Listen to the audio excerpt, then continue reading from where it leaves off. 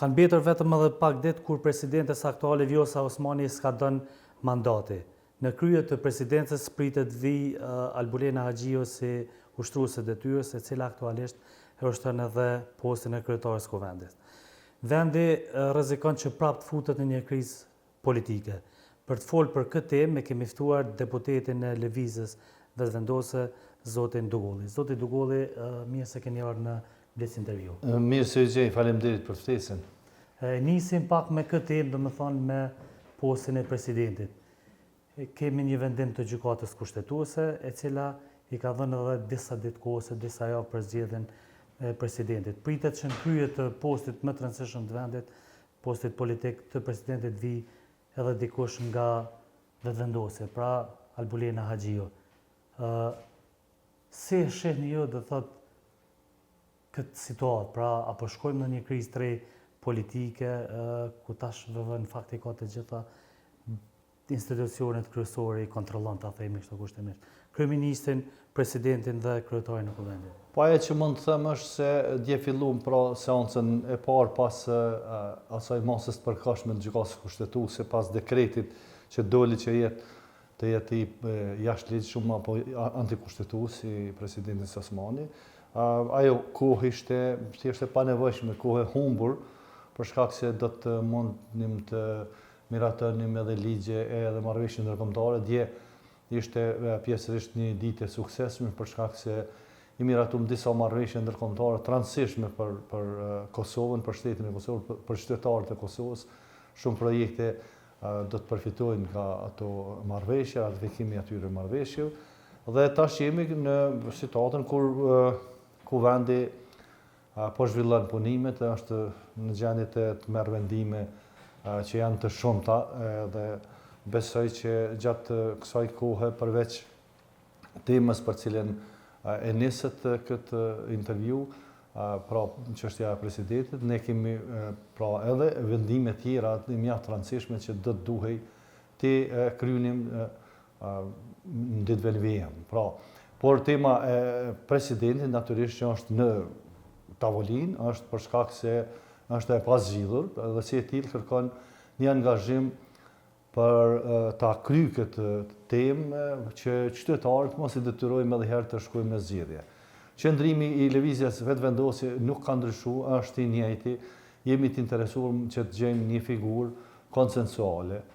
Mundësisht po jo kishit figurën, pra në zgjedhjet 2021 kur e bë atë fitoren e madhe, bashkë me Vjosa Osmani fitua zgjedhjet. Pse e nxorët tash nga loja? Jo, nuk ka qenë figurë konsensuale, sepse në takimet e para që zoti Kurti ka zhvilluar edhe me Partinë Demokratike edhe me Lidhjen Demokratike, kanë qenë pra përveç se kanë deklaruar duhet ta gjejmë një figurë konsensuale, ata kanë thënë që Vjosa Osmani nuk është ajo figurë që mund ta konsiderojmë, pra dhe si e tillë. Po thani që Vetëvendosje e dëgjoi opozitën për shkak që thanë që Osmani s'ishte konsensuale? Po natyrisht që Vetëvendosja që në fillim ka thënë se jemi të interesuar që ta zgjidhim çështjen e zgjedhjes së presidentit, për shkak se ne nuk i kemi 80 vota, dhe ato 80 vota bëhen me opozitën, jo me 66 vota.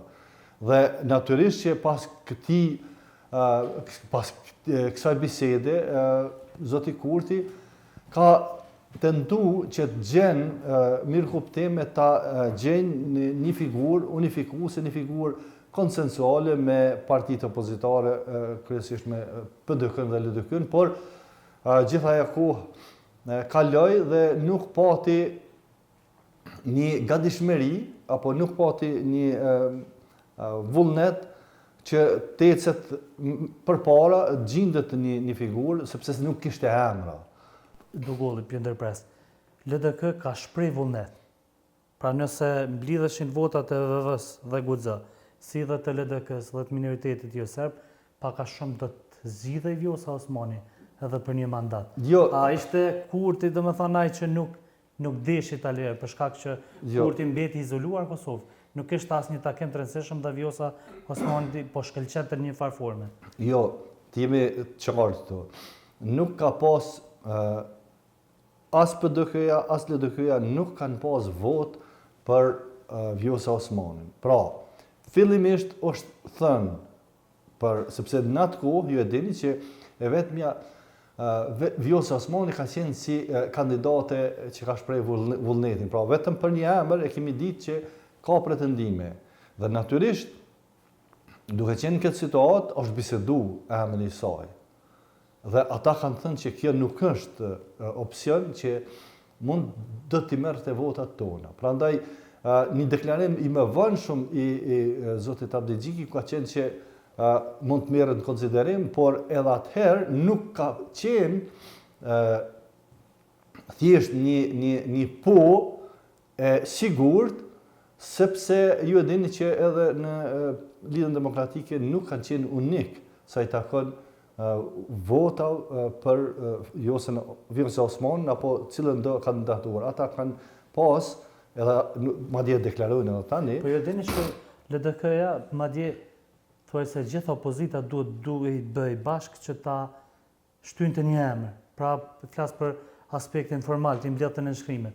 Këtu po e shtroj këtë temën pra të Vjosa Osmanit, me që po konstatohet që Lidhja Demokratike këtu, ashtu si që kuptova, i ka pas votat për Vjosa Osmanit. Pse atëherë, ne kur kemi kërku emra, pse Vjosa Osmani nuk ka qenë e kandidune, apo e propozune... S'ka pas vota për në shkrimet? Jo, ne do t'ja këshëm dhënë edhe 15 vota. Nëse Lidhja Demokratike do t'ishte e sinqertë dhe sigur që është për Vjosa Osmanin, kjo punë ishte zgjedhur, për shkak se neve na kanë mjaftu 15 votat e LDK-s dhe të tjerat i këshim bërë vetë. Por nuk kanë qenë të sinqertë në kuptimin, kanë dashur vetëm sa për opinionin publik të thuhet që kjo vetëvendosja nuk po don ta propozon. Nuk ka qenë te vetëvendosja. Ju dini që vetëvendosja tek në fund,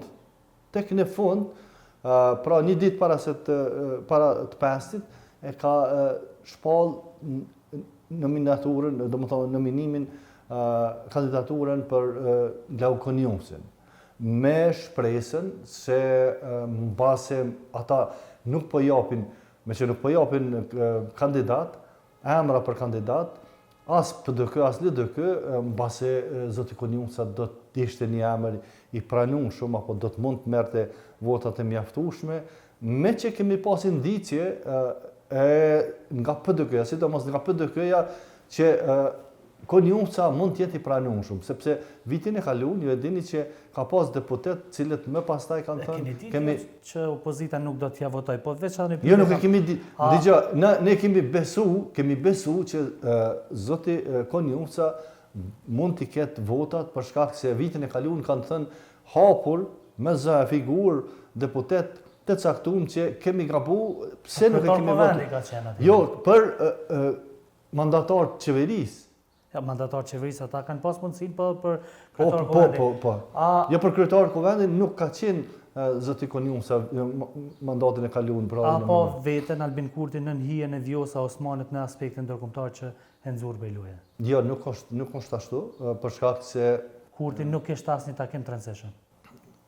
Jo, mund të thoni ashtu, takimet e rëndësishme. Vjosa Osmani u taku me presidentin Trump. Vjosa Osmani kishte takime të rëndësishme. Cilën takime kishte Albin Kurti? Takimet e rëndësishme, nuk e di si me çfarë lupe i matni ato takimet e rëndësishme. Trumpi shembull ose. Por jo, unë mendoj që takimet e rëndësishme janë çka prodhon. Jo ato figurat apo fotografitë. Donë se edhe ato janë të rëndësishme, por zoti Kurti ka qenë i angazhuar jashtëzakonisht shumë edhe në politikën e jashtme, po edhe në politikën e brendshme, pra për ne ka qenë prioritet shumë i madh ndryshimi i gjendjes së sigurisë në veri, rikthimi i paqes, rikthimi i rendit të ligjit dhe këto kanë qenë tema të jashtëzakonshme e të cilat kemi pas sukses të jashtëzakonshëm, gjithashtu ka pas edhe shumë preokupime tjera edhe në aspektin e zhvillimit ekonomik, mbështetjes së qytetarëve. Pak ditë kanë bërë deri në zgjedhjen e presidentit të ri referuar vendimit të gjykatës kushtetuese.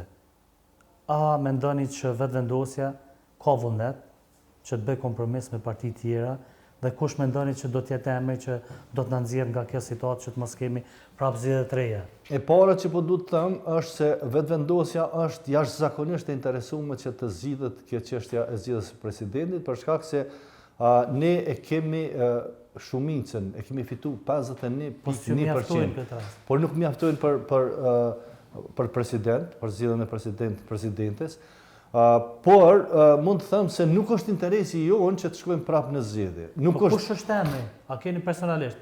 A keni një emër që mund të zgjidhet nga kjo situatë? Ne tani për tani i kemi pra ata që i kemi propozu, ndonse nuk e di ligjërisht shosht, po mbase edhe mund të rikonsiderohet nëse gjendet një zgjidhje, një emër konsensual edhe mund të tërhiqet.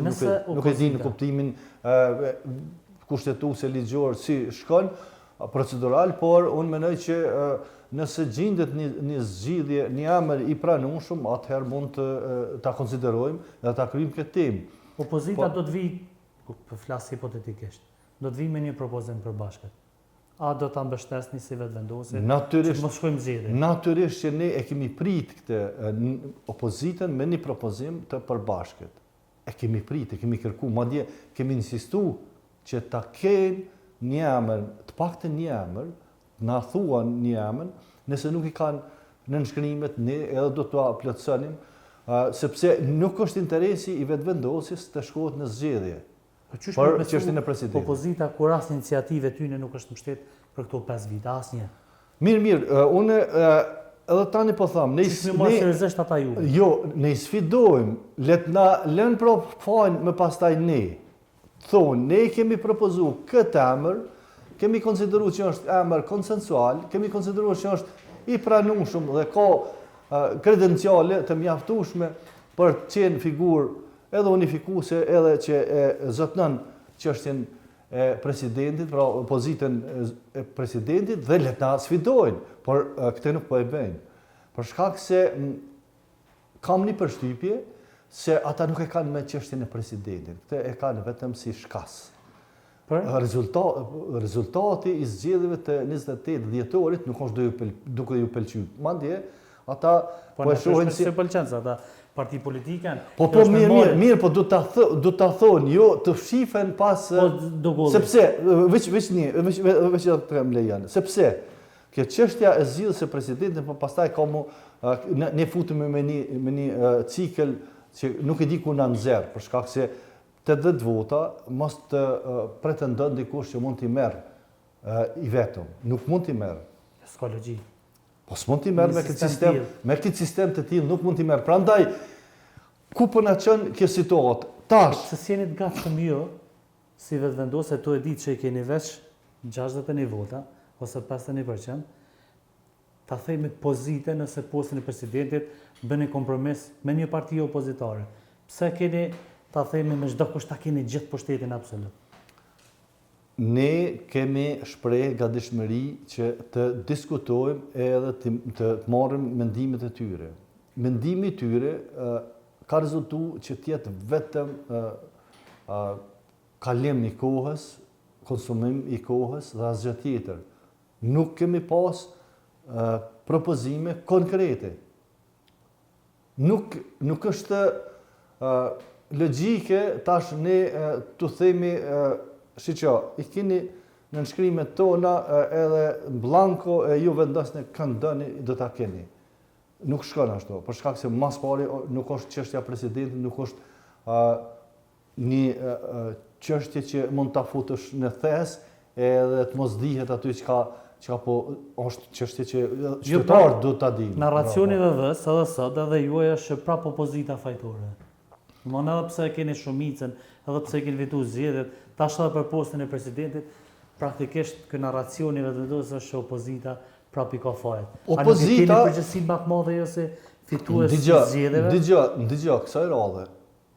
Opozita e ka mundësinë ta zgjidhë këtë çështje apo ta çon vendin në zgjedhje.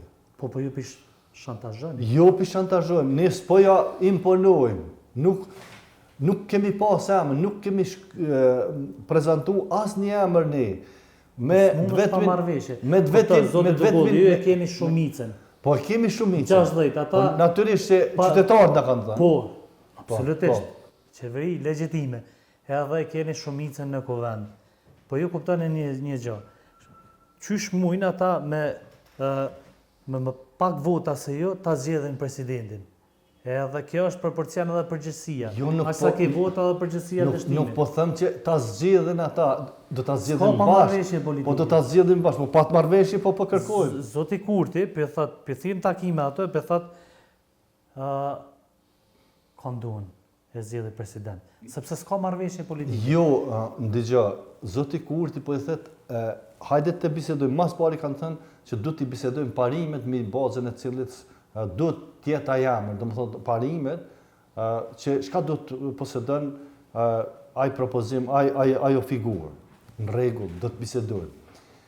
Kur vije puna të propozimi, nuk ka emra. Val, a kjo Kosovë është aq e vobet, sa nuk mund të nxjerrin emra? Pa marrëveshje nuk ka president. Është e gatshme vetëvendosja që të hyjë në bashkëqeverisje për postën e presidentit. Po qeverinë e kemi bërë. Po ja, mund ndryshohet. Mund të është problemi. Sepse as opozita s'është e gatshme që të hyjë në një marrëveshje me ju vesh për postën e presidentit, mos ka të hisë në qeverisje. Ne këtë praktikë, pra këtë që po flet, kemi pas në 2025. Pra 2025 ti tash po thu që të kthehemi në 2025. Nuk po them. Po kështu, flasim për gjendje. Figurativisht. Ne në 2025 qytetari na tha, ju vetëvendosja nuk i keni më votat për me qeveris vetë, duhet ta keni një partner. Dhe ne e kuptuam drejt zërin e qytetarit. Patëm oferta konkrete për 2 parti politike, dhe rezultoi që... S'ka qenë sinqert, asaj ofertë. Dhe rezultoi që nuk duan. Tash, çështjen e qeverisë, qytetari e ka vendos. Nuk e kemi vendosur ne, qytetari. Qytetari ka reflektu sa i takon gjendjes së 2025-s dhe këte për kuvend dhe qeveri, qytetari e zgjodhi, e hoqi si temë. Ka mbet tema e presidentit. Dugolli, ju jeni të gatshëm që ta ndani pushtetin në ekzekutiv, që ta prodhoj një marrëveshje politike edhe që të zgjidhet edhe çështja e presidentit. Po ne nuk mund të kthehemi tash në 2025, sepse 2025 kanë qenë temë kuvendi edhe qeveria. Po, këtë drejtë çan zgjedhje, zoti Dugolli. Po mirë. A jeni të gatshëm? Jo, dëgjoj, ne në fund mbrëm nuk kemi çka të bëjmë, sepse nuk i kemi 80 vota, por nuk jemi të interesuam që të shkojmë për çështje të presidentit. Sa po friksoni atë? Jo, nuk po friksohemi, por qytetarët mjaftueshëm kanë dalë në zgjedhje, 4 palë zgjedhje në 2025. Është e mundimshme. Prandaj ne po bëjmë edhe do bëjmë gjithçka që është e mundur që të mos i detyrojmë qytetarët të shkojnë në zgjedhje. Do të provojmë që të vëjmë komunikim të sinqert me partitë opozitare, edhe do të shohim se çka një pyetje konkrete, zotë Dugolli, nëse PDK-ja propozon Bedri Hamzën, ta themi, a do ta votoni ti për president? Le ta propozojnë. Po nëse do ta votoni? Jo, hipotetike. Po hipotetike. Jo, hipotetikisht nuk përgjigjem. Le ta propozojnë, edhe le ta shohim. Del propozim zyrtar Bedri Hamza, a do ta voton? A ka vot Dugolli? Në momentin kur ata propozojnë një emër, jemi këtu edhe ti do të më thrasësh apo kush do tjetër edhe do ta keni përgjigjen. Unë po të them që nuk po kanë propozime. Në momentin që kanë propozime, kjo punë zgjidhet. Natyrisht, duke mos qenë figura komprometuese, duke mos qenë figura që nuk i plotësojnë ato kriteret për cilat edhe ata vetë kanë qenë të interesuar që të gjejnë figurat e tilla, edhe mendoj që kjo punë mendoj që është e zgjidhshme, vetëm duhet një vullnet politik. Por deri tani nuk e kemi pa një vullnet të tillë, sepse thash nuk e kanë çështjen me presidentin, por e kanë me qeverinë Kurti, me rezultatin e 2025-s, pra 28 dhjetor. Po. Një pyetje të fundit sa i përket kësaj teme, apo i friksohet vetëvendosja, shkrues zgjedhje për shkak të rikthimit në politikë të Vjosa Osmani? Jo, as pak nuk I frigohet, sepse në politikë duhet të jesh I gatshëm gjithmonë që në fond të dalësh në ballafaqim me qytetarët. Pra në politikë është kjo çështja e kërkimit të votës është ajo dritarja që asnjëherë nuk bën më mbyll ajo, sepse ajo është qelësi I demokracisë në fund të mram, qytetari e vendos për secilin a kishte të drejtë as kishte të drejtë. Prandaj ne nuk I friksohemi, por ne po udhëhiqemi nga parimi që zgjedhje qytetarët kanë pas mjaftueshëm, pra posa I përfundum zgjedhjet. Dhe nuk është e nevojshme, madje nuk është e dobishme. Zoti Dugolli, dalim tek një temë tjetër, dje pat një përplasje në Kovend mes zotit Haradinaj dhe zotit Kurti. Para se ndodhi përplasja zotit Kurti, e dha një deklarat që I sulmoi mediat, edhe që ishte një deklarat për mendimin tim skandaloze. Ai tha që marrin mediat, një pjesë e mediave para me thos nga vendet armike. Nëse sot I keni të gjitha institucionet që I kontrolloni edhe I qeverisni. Dhe me thonë, kryeministrinë e keni, kryetarin e Kuvendit, presidentin, Kosova ka prokurori, Kosova ka KI. A nuk është jo korrekte edhe është sulm brutal ndaj shumicës media me akuza tilla? Pse nuk ka një hetim edhe të nxirren emrat? E jo të krijohet një narracion, edhe ky narracion pastaj të vlej qoftë përdoret në fushata elektorale, qoftë në sulm ndaj edhe një kritikë ose një gazetarie të mirëfill. Kur po flitet mediat, nga njëherë po merret si gjitha mediat. Deklaratën e zotit Kurti. Po, kam po. Por ndigjo, ne kemi edhe raportet që tash zvoni kanë dalë që ka pas lajme të rreme, ka pas lajme të sponsorizuar me qëllime të caktuara që kanë shkaktu edhe konfuzion tek qytetarët. Dhe pikrisht është aty fokusi jo të media në përgjithësi, por të disa segmente të cilat dorën zemër janë të dyshimta në kuptimin e asaj çfarë plasojnë. Po fake news prodhojnë edhe partitë politike dhe vetëvendosja. Po është një prej subjekteve që prodhon fake news më shumë. Ndigjo, por nëse I referohemi në disa raporte që kanë dalë madje nga vetë gazetarë, nga vetë media të caktuara, të cilat ata janë marrë me monitorimin edhe këtyre lajmeve të rreme, pastaj edhe të ndikimit të Sputnikut e të media ruse, ne tash këtu jetojmë. Duhet këtë emra. Jo kryeministri, imagjinoni domethënë një kryeminist del para Kovendit edhe I godet mediat. Nuk edhe askush nga deputetët qoftë VV-s nuk e thot asnjë fjalë. Nuk ka qenë goditje e media, por tash kjo po merret në një farforme kur I referohet ndonjë raporti kredibil që del nga kulumtime të caktuara madje të vetë gazetarëve, sikur jemi të prirur që ta marrmi, pse e marrin goditjen mediat kur po e zom shembull, e din punën e vet, edhe nuk ka kërkush nevojë ta merr për vete. Kryeministri përballon fake news. Dhe ta marrin emra. E ki të gjitha institucionet, e ki AKI-n. Jo, tash edhe del, domethënë bana se fjalimi është skandaloze. Tash dëgjoj, e kemi rastin edhe për shembull te Byroja për konfiskimin e pasurisë. Pse ka nevojë tash dikush të friksohet kur thotë kemi me hetu të gjithë ato biznese apo ato zyrtarë të cilët kanë bërë pasuri të pa justifikueshme, nuk justifikohet. Justifikon kërkush. Po tash pse kanë nevojë njerëz, sepse zyrtar shtetëror, zyrtar publik ka me mia, domethënë. Tash pse kanë nevojë të gjithë t'ia drejtojnë atë kritik apo atë të gjithë në shtet sulm për byron për konfiskimin. Po du me bë një paraleli edhe këtu. Pse kanë nevojë mediat t'ia drejtojnë gjithë atë sulm pra vetvetes. Le t'ia drejtojnë ata apo ato që vërtet janë gjind në ato pozita për cilat A nuk e shihni të thotë deklaratën e Kurtit dje në kuvent si skandaloze? Jo, nuk e shoh për shkak se ne nuk i shohim mediat si armik. Ju shihni? Jo, nuk i shohim. Deklarata e Kurtit është skandaloze. Jo, me paspo si armik, nuk isha prit njerëz si ju, edhe deputet tjerë që paktën ta japin një reflektim. Jo, me paspo, sepse jeni më të guximshëm se di ato 80% që deputetët VVS janë makineri votuese. Jo, nuk është. Mi u pas si armik, unë si shahar këtu me fol me armik. Edhe ta keni të sigurt, ne nuk i shohim mediat si armik.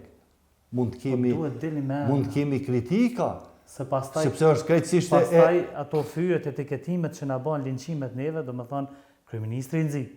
Edhe mund na rrezikon një jetën. Jo, mos keni frikë nga kjo, apo mos keni... Qosa kryeministri... Jo, sepse ne mediat i konsiderojmë si instrument i rëndësishëm i zhvillimit të shoqërisë. Edhe madje nga njëherë edhe jemi mirënjohës shumë, sepse ngritin tema nga njëherë që janë të rëndësishme për shoqërinë, për shtetin, por edhe nga njëherë ndonjë kritikë për dike, të cilët nuk po du të krejt t'i vë manifeste se nuk janë ashtu, por përbes disa e kalojnë atë limitin. Kritika edhe akuza për financim nga Serbia janë dy çështje të ndryshme. Domethënë këto duhet ta bëjmë dallimin. Po në fund ditës shihet që Kurti dhe vetëvendosjet po dëshirojnë që ta krijojë një armik të ri në këtë rast, një narracion të ri që edhe mediat që kritikojnë atë paguan nga Serbia, po sidoqoftë secila kritik e shëndosh, e bazuar në fakte, është e mirë se ardhur, madje e falenderojmë. Por dëgjoj, tendencat për të krijuar narracione të rrejshme. A mo këto vendosja bën të? Jo e dini çfarë, sepse jeni gazetar edhe dini fare mirë me çka jemi përballë në veri kur ishte situata jashtëzakonisht kritike sa i takon shtrirjes së rendit dhe ligjit. Të gjitha mediat ju kanë mbështet. Jo të gjitha, e ti këtë e din mirë shumë. Por kritika edhe akuza për financim nga Serbia në dy çështje domethënë. Por financimet, dëgjoj, ato kanë qenë deklarimet publike edhe të Serbisë edhe të Rusisë që kanë shpërndar para. Suspenzione me emra. Po jo, unë nuk i di me emra, por dëgjoj. Jete Komision për Siguri. Këtu mos të ngutemi sepse shteti nuk është një instrument i cili vepra ad hoc. Tash para një kohë kishim Fatmir Shehollën i cili shkon të bënte krijonte opinione nëpër media. A kanë qenë të vetëdijshëm mediat për dëmin që shkaktonte ai duke ngjall pakënaqësi tek qytetarët e ndershëm. Nuk ta lyp dot as ty këto certifikatën e sigurisë. Dëgjoj, nuk po kërkoj atë, por ato që prezantonte ai, kuj i shkojshin në favor? Çka prezantonte ai? Domethënë, edhe kjo po du me të se shteti nuk është instrument që vepron ad hoc. I po më deklaratën e zotit Haradinaj që akuzoi Kurtin që po i financon siç i quajti ai me një gjuhë, zagarët e tij që t'i fyjnë shqiptarët. Apo i financon vetëvendosja njerëz të tillë që të ketë fyrje, linçime, etiketime? Deklarimi apo ajo paraqitja e zotit Haradinaj në atë formë është për mua e papranueshme për shkak se atë gjuhë fyse që e pati ndaj njerëzve, madje kishte një moment kur ju drejtu edhe deputetëve, është e papranueshme. Sikleti që kishte, unë nuk e di çka e preku zotin Haradinajn për shkak se nuk kishte zoti Kurti nuk ja drejtoi gishtin askujt, por le të mbetet në ndërgjegjen e secilit. Unë kisha bërë thirrje që njerëz para se të flasin ta mendojnë mirë, mos dalin jashtë vetvetes, jashtë kontrollit, për shkak se jemi shtet ku jemi shtet ligjor edhe shtet demokratik, askush nuk synon kërkën ta gozhdon edhe ta linçon pa fakte, por gjuha edhe nervoza janë diçka tjetër, të cilat varen nga Pa ju them individet. në deklaratën që falem të zotit Kurti. Dugolli, keni reagu për një publikim të zotit Shkelzen Gashi, pra ju keni qenë mbjetuar i masakrës së Dubravës. Mirë po dje në kuvend PDK tentoj që ta kalojë një rezolut atje në kuvend për këtë çështje, mirë po vetëvendosja sikur nuk e mbështeti. Tash, ju personalisht, si e shihni domethënë këtë veprim në kuvend dje? Parë vën e ka ndërgu në kuvend një draft rezolut Partia Demokratike edhe une e kam pas atë për i kanalim saktuar, por nuk ka shku të krejt deputetet, aj draft rezolut. Edhe me të kallëzu drejten e kam thirrë edhe një mektimin në Partinë Demokratike, pra Najt Hasanin, se e kam shok burgut, edhe kam lutë që mos të nxitohen për shkak se nëse po tentojnë, nëse dëshirojnë që vërtet Parlamenti i Kosovës ta ketë një rezolutë të tillë, nuk shkohet kështu, sepse ne nuk jemi të interesuar që rezolutat të caktuara na fragmentojnë. Ata ju akuzuan se po mbroni publikimin e zotit Shkelzen Gashi. Po jo, nuk është e vërtet, sepse pikrisht vetëvendosja, unë jam deputet i vetëvendosjes, jam antar i vetëvendosjes, është pikrisht jam unë që e kam ngrit, jam unë që kam reagu, nuk janë ata. Po qeverisja VV se kam shtet. Jo, dëgjoj, ani dalim edhe aty, po nuk janë ata, madje ka pas edhe postime që kanë dalë edhe kanë bon edhe kanë përshëndet në një farë forme në shesh, por me vëni kanë fshi ato postime, sepse nuk i kanë lexuar fare. Edhe kjo është një çështje që duhet të reflekton secili. Edhe kuvendi e pati deklaratën, edhe secili duhet të reflekton, sepse nuk po lexojmë edhe nuk po shohim. Pa mbrojtje dje vetëvendosje Shkelzen Gashi. Jo, nuk e mbrojti, po për shka ta mbrojnë, nuk është vetëvendosja, nuk ka asgjë me Shkelzen, po nuk është e vërtet që e ka financu. Ministria ka financu, institucionet në kuvend kanë financu. Në kuvend kanë votu të gjithë për subvencionimin e kësaj ekspozite, duke besu në qëllimin. Qëllimi ka qenë i mirë, unë nuk po dhone nuk besoj në qëllimin, pra qëllimi për prezantimin e masakra për Serbia që ka kryer ndaj shqiptarëve, qëllimi është i mirë, por devijimet, gabimet, lëshimet duhet mu korrigju. Nuk kemi nevojë na të nxitohemi, sepse kemi institucione, ne kemi kriju institucione tash për dallim nga ata që tash po dojnë me nxjerr këtë rezolut, ata e patën mbyll institutin për krime lufte. E patën mbyll. Ne e rithemeluam për shkak se e shohim të nevojshme, e domosdoshme që një institucion shtetëror të ketë rolin kryesor në grumbullimin, sistemimin e këtyre të dhënave, për shkak se nuk mund ta lëmë në mëshirën e shoqërisë civile apo të ndonjë individi i cili nuk është domosdoshmërisht i detyruar që të ndjek metodologjinë që e ndjek një institucion shtetëror. Sepse Instituti për krime lufte jam interesuar me pastaj edhe kam pyet, ata metodologjinë e grumbullimit dhe të hulumtimit e kanë shkencore, ku për